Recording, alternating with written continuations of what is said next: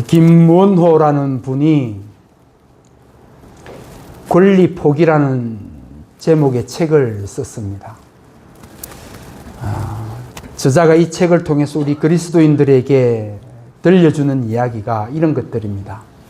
그리스도인들이 이 땅에서 누릴 수 있는 권리를 포기할 때 진정한 하나님의 역사가 시작된다 라고 이야기를 합니다.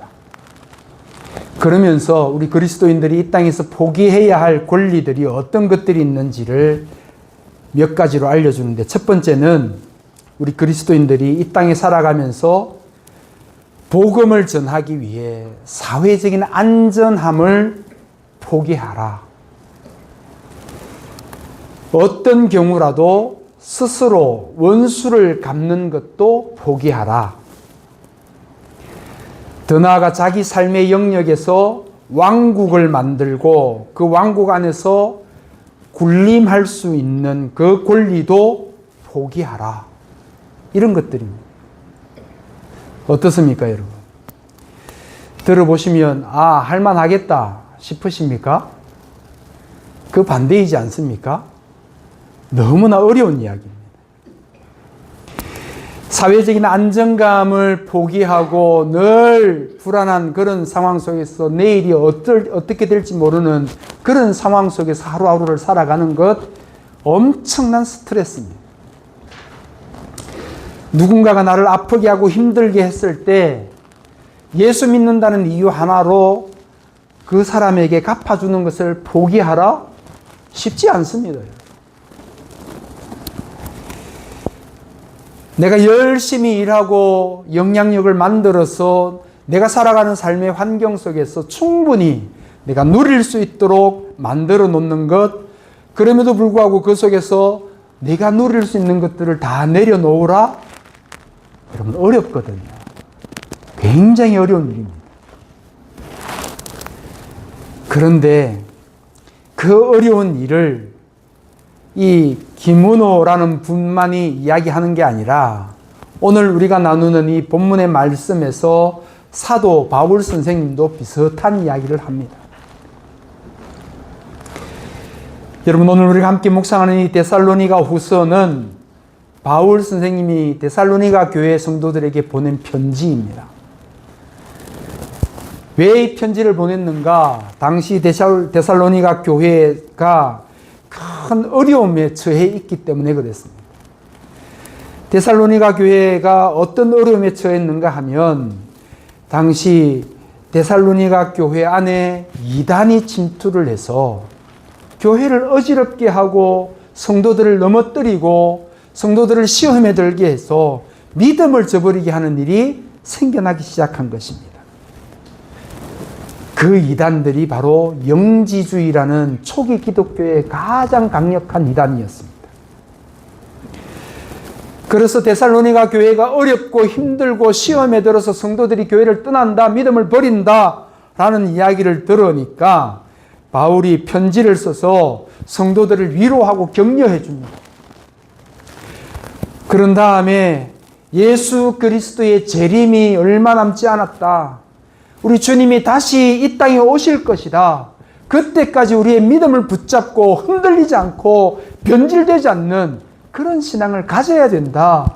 그런 위로와 격려를 해줍니다.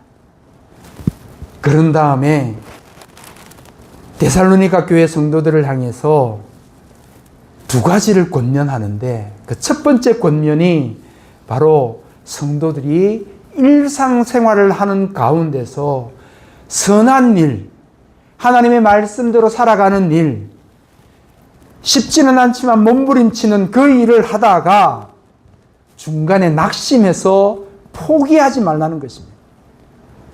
그리고 두 번째는 하나님의 말씀에 순종할 것을 권면하는 것입니다.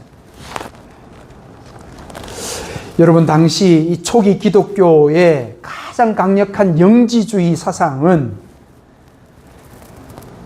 그리스도인들이 예수를 믿고 복음 안에서, 하나님의 말씀 안에서 살아가기 위해서 여러 가지를 끊어내고 절제하고 그렇게 경건한 삶을 살아가기 위해서 애쓰고 힘쓸 때 그거 틀렸다고 이야기하는 거예요. 우리가 살아가는 게 이 세상에서 살아가는 게 마지막인데 죽으면 더 이상 세상에 이 즐거운 것들을 누릴 수가 없는데 그러지 말고 이 땅에 살아가는 동안 마음껏 누리라는 거예요. 쾌락에도 빠져보고 누릴 수 있는 모든 것들은 다 누려도 된다.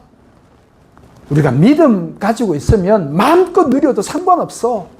그렇게 가르친 게 영지주의 사상입니다. 그래서 바울이 그런 삶은 결코 바람직한 삶이 아니라고, 그래서 성도들에게 규모 없게 사는 사람들에게 휩쓸리지 말 것을 이 데살로니가서를 통해서 편지를 써서 보낸 것입니다. 바울의 그 권면이 오늘 우리가 함께 나누는 본문 말씀에 이렇게 기록이 되어져 있습니다. 6절 말씀입니다. 같이 한번 읽어보실까요? 시작. 형제들아,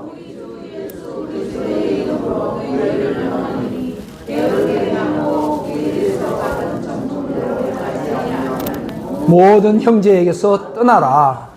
여러분, 바울에 따르면 영지주의 사상에 물들어 있던 사람들이 데살로니가 교회 안에서 신앙생활 열심히 하는 성도들을 향해서 그 좀 그렇게 안 살아도 돼. 유별나게 신앙생활 안 해도 돼. 기도생활 그거 좀 덜 해도 괜찮아.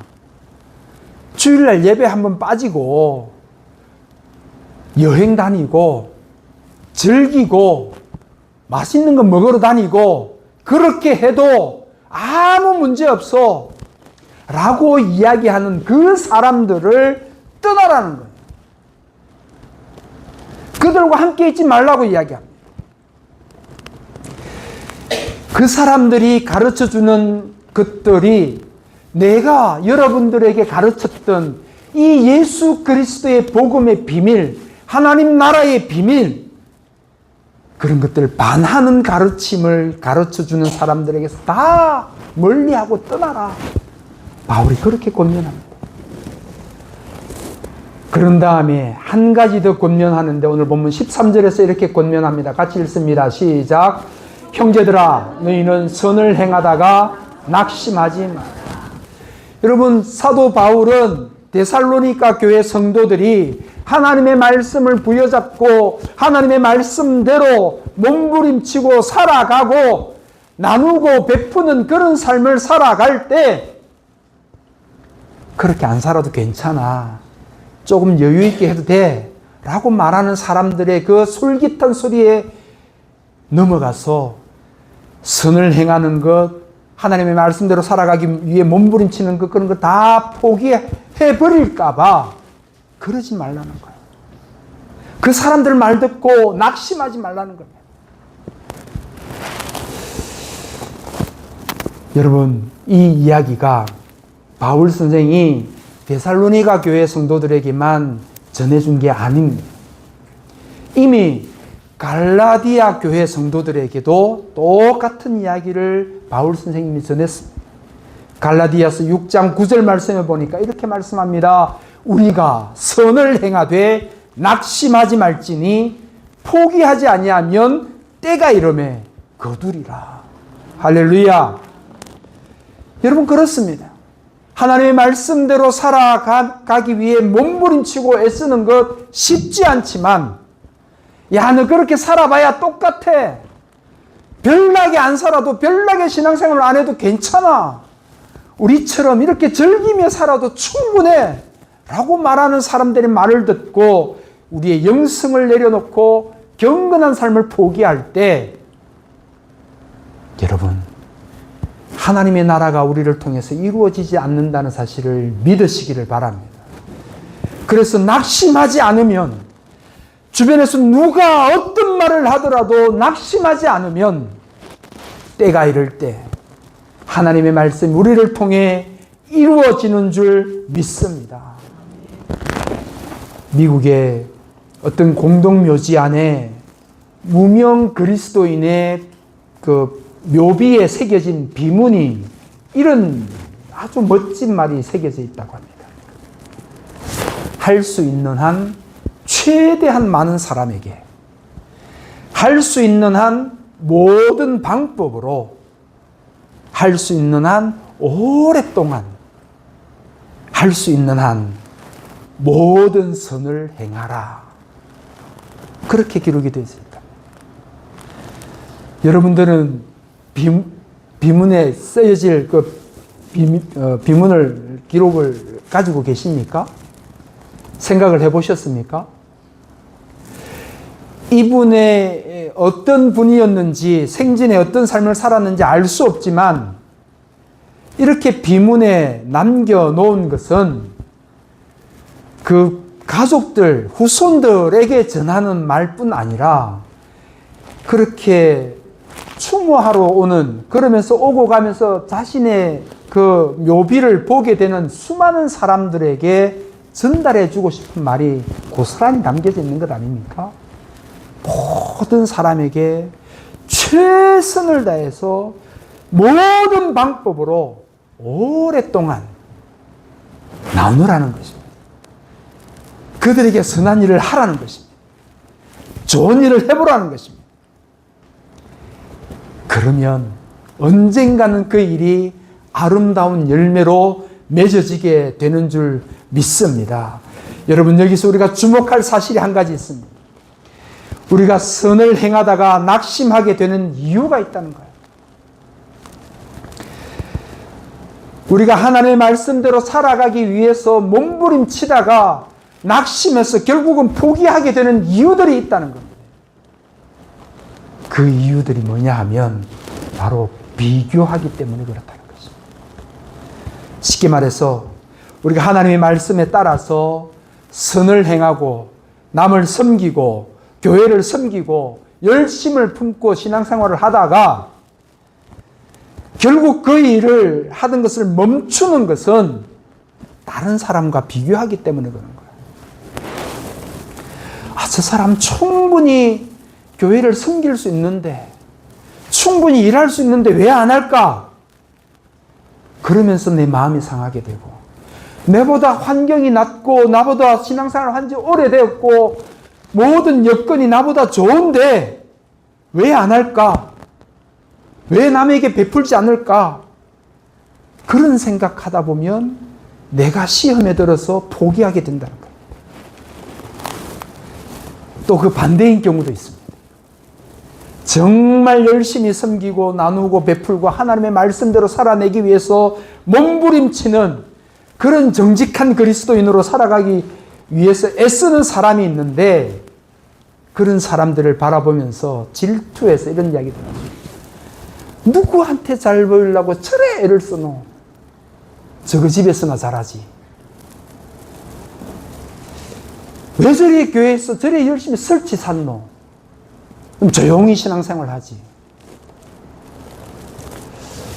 여러분, 제가 예전에 섬겼던 교회에서 그런 이야기들 비일비재하게 들렸습니다. 소위 말해서 그 교회의 묵은지들이라고 하는 사람들. 그 교회에 오랫동안 조상 대대로 신앙생활을 해오고 자기도 믿고 그 교회에 신앙생활을 하고 자기 자녀들도 다니는 그런 사람들이 보통 이렇게 이야기를 합니다. 우리 교회는 그냥 조용히 신앙생활을 하면 되는데 왜 저래 설치 샀고 깝치 샀노?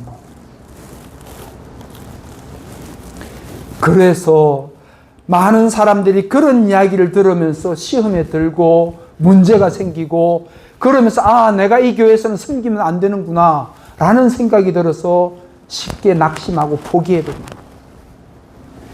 여러분, 사도 바울은 오늘 본문 속에서 그런 모습들을 경계할 것을 권면합니다. 뿐만 아니라 열심히 일하고 섬기는 사람이 있을 때 그 사람을 두고 제발 입방아 찍지 말라는 것입니다. 바라기는 우리 동행하는 교회는 누가 섬기든지 열심을 다해 섬기는 분들을 위로하고 격려해주는 그런 교회 될 수 있기를 주님의 이름으로 축복합니다. 그래서 여러분, 너나 할 것 없이 다 선한 일에 힘쓰는 그런 교우들의 삶이 되었으면 좋겠습니다. 두 번째로 오늘 본문 속에서 바울이 데살로니가 교회 성도들에게 강조해서 권면한 것은 바로 순종하는 것입니다. 여러분 오늘 본문 14절 말씀에서 바울이 이렇게 말씀합니다. 같이 읽겠습니다. 14절 시작. 누가 이 편지에 한 우리 말을 순종하지 아니하거든 그 사람을 지목하여 사귀지 말고 그로 하여금 부끄럽게 하라. 여러분 우리가 신앙생활을 하는 가운데 가장 많이 듣는 단어 중에 하나가 순종이라는 단어입니다. 그런데 안타깝게도 우리는 이 순종이라는 단어에 대해서 정확한 뜻을 이해하고 있는 분들이 많지 않습니다. 사전적으로 순종이라는 단어를 찾아보니까 두 가지 단어가 합성된 거예요. 첫 번째는 듣는 것. 순종은 듣는 것이라는 것. 두 번째는 들은 대로 행하는 것. 그대로 행하는 것이 합쳐져서 순종이라는 단어를 이룬다는 거예요. 그러니까 다르게 표현하면 순종한다는 것은 내가 들은 대로 그대로 들은 것을 그대로 행동으로 옮기는 것을 순종이라고 하는 것입니다. 그래서 여러분 저는 개인적으로 이 순종을 다르게 표현을 해보라 한다면 자신의 권리를 포기하는 것이라고 그렇게 표현합니다. 왜 이렇게 표현을 하는가? 여러분 우리가 직장 생활하고 조직 생활을 할 때 누군가 상사로부터 뭔가 지시사항을 듣습니다. 그러면 그 지시사항을 들은 사람이 어떻게 해야 됩니까? 그 상사에게 사장님, 회장님 그것은 이런 이유 때문에 잘못된 것 같습니다. 그것은 이렇게 해야 되는 게 맞습니다. 라고 이야기를 하는 사람이 있습니까? 그거 순종이 아니거든요. 누군가가 상사로부터 지시를 들으면 그것을 듣고 그대로 행하는 게 순종이라는 것 아닙니까? 다시 말해서 내가 충분히 그 상사에게 이래서 나는 안 되고 저래서 안 되고 말할 수 있는 권리가 나에게 있지만 그 권리를 행하지 않고 포기하는 것이 순종이라는 것입니다. 성경에서 자신의 권리를 포기한 대표적인 인물들이 있습니다. 우리가 잘 알고 있는 아브라함과 그의 아들 이삭이 바로 그 사람들. 그들은 절체절명의 순간에 몰렸어도 자신들의 권리를 주장하지 않았던 사람. 여러분 아브라함이 100세가 되는 때에 하나님께서 그에게 아들을 허락해 주셨습니다. 이미 오래전에 아들을 주실 것이라는 약속을 해 주셨지만 그 약속이 쉽게 이루어지지 않습니다. 사람의 능력으로 할 수 있는 모든 가능성이 다 제로가 되었을 때, 아무것도 가지고 일할 수 없을 때, 아무것도 내세우지 못할 때, 바로 그때 하나님께서 아들을 허락해 주신 것입니다. 생각해 보십시오. 우리가 지금 손주만 봐도 그렇게 예쁘고 그렇게 그냥 물고 빨고 하지 않습니까? 근데 그 100세의 나이에 자기의 아들을 낳았단 말이에요. 얼마나 이뻤겠습니까? 말 그대로 금이야 오기야 키우지 않겠습니까? 그런데 여러분 너무나 무심하게도 하나님께서 찾아오셔서 아브라함에게 이렇게 말씀하십니다.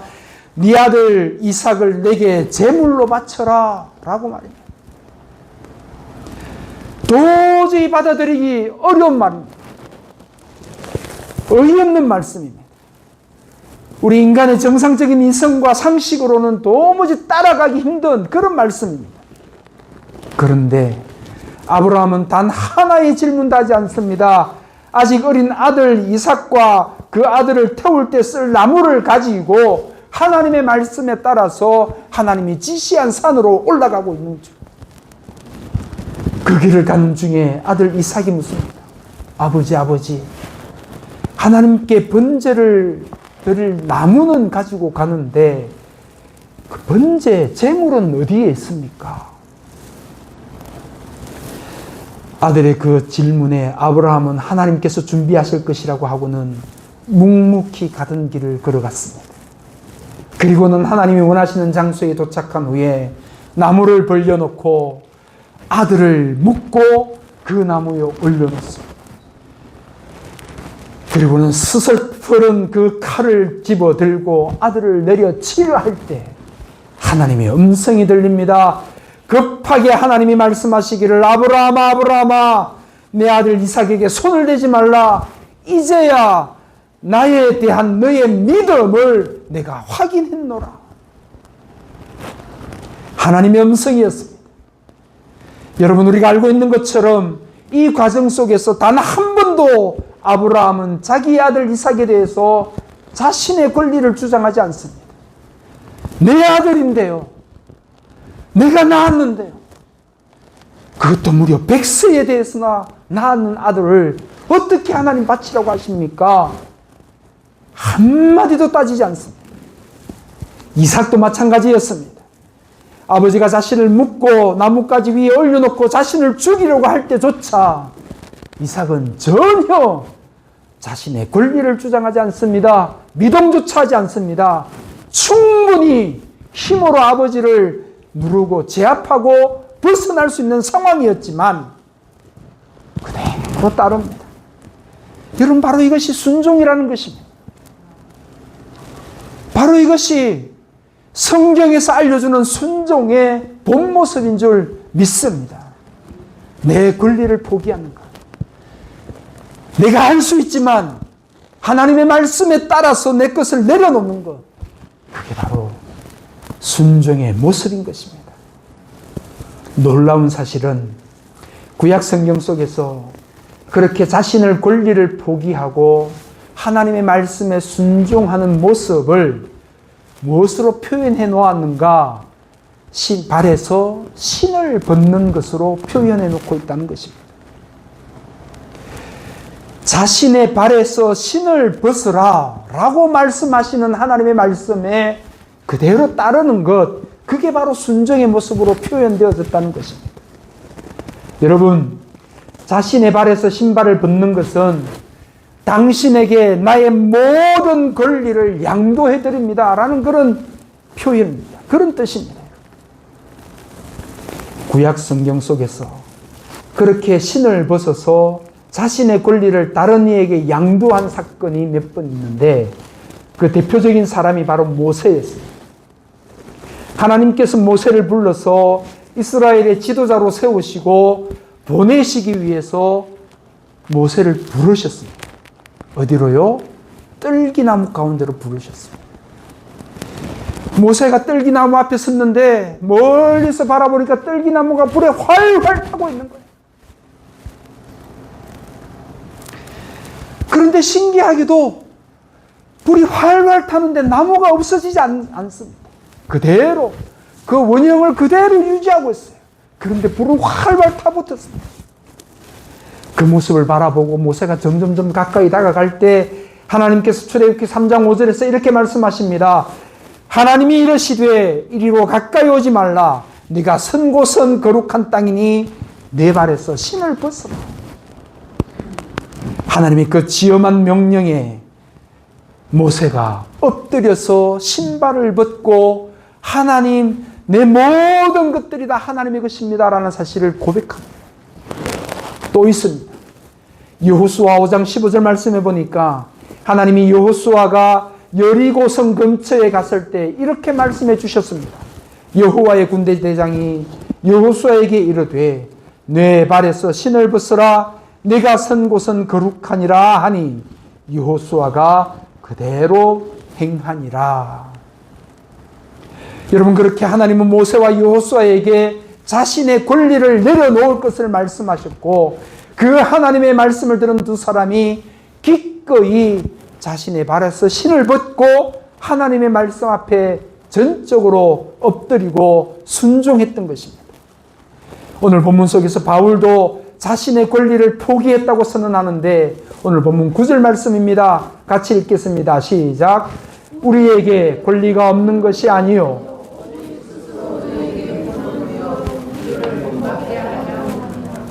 여러분, 바울에게 있던 권리가 어떤 것입니까? 하나님의 말씀을 들고 복음을 전할 때 가는 곳곳에서 사람들에게 자신들이 먹을 양식과 자신들이 잠을 자야 할 것을 그 편의를 제공받을 권리가 있었던 것 아닙니까? 근데 바울은 그 권리를 포기했다는 거예요. 내려놓았다는 것입니다. 얼마든지 복음을 전하면서 자신의 먹는 것을 교회와 성도들에게 받을 권리가 있었지만 바울은 그거 포기했다는 거예요. 여러분, 여기서 우리에게 주시는 메시지가 있습니다.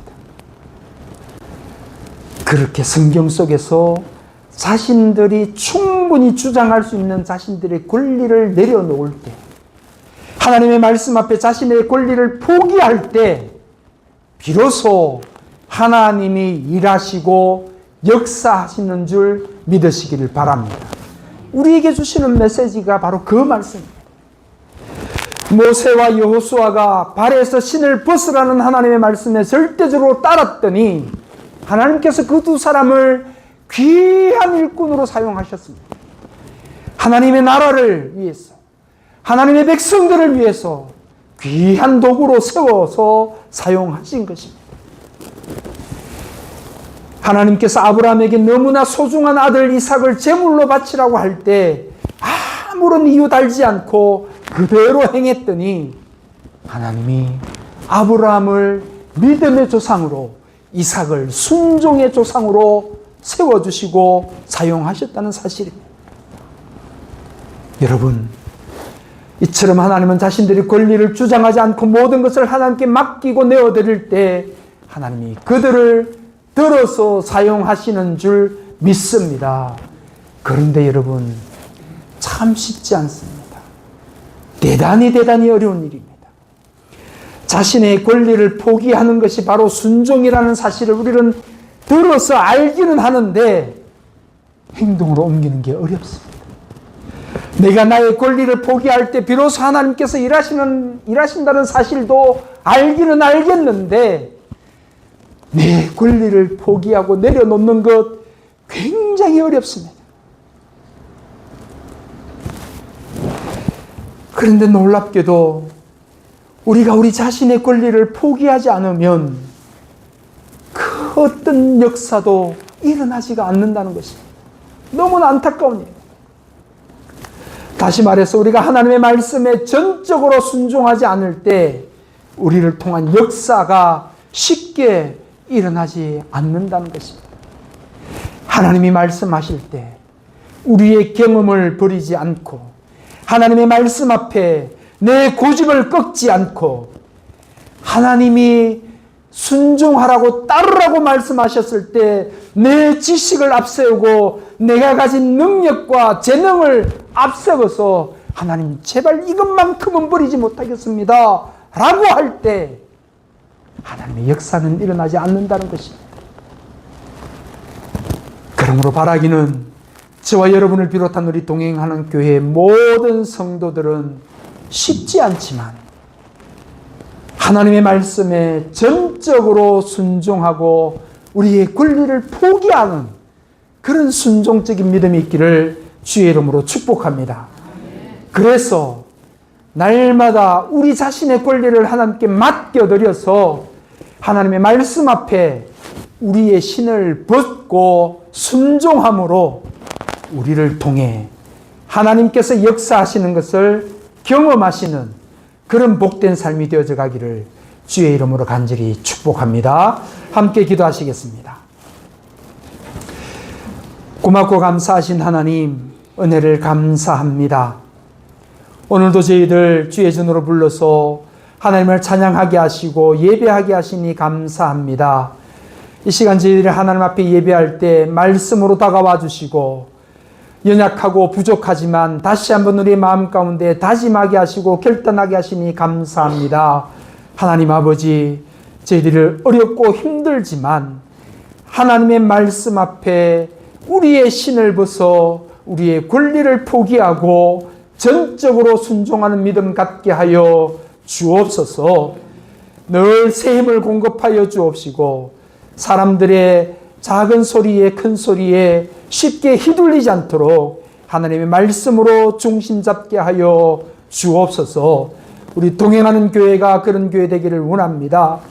하나님의 말씀이 든든하여 왕성하게 세워져 가게 하여 주옵시고 온 성도들이 그 말씀 앞에 전적으로 순종하여 하나님께 영광 돌려드리는 저희 모두가 되게 하여 주옵소서. 그리 하실 하나님을 기대하옵고 감사를 드리오며 귀하신 예수님의 이름으로 기도드리옵나이다. 아멘.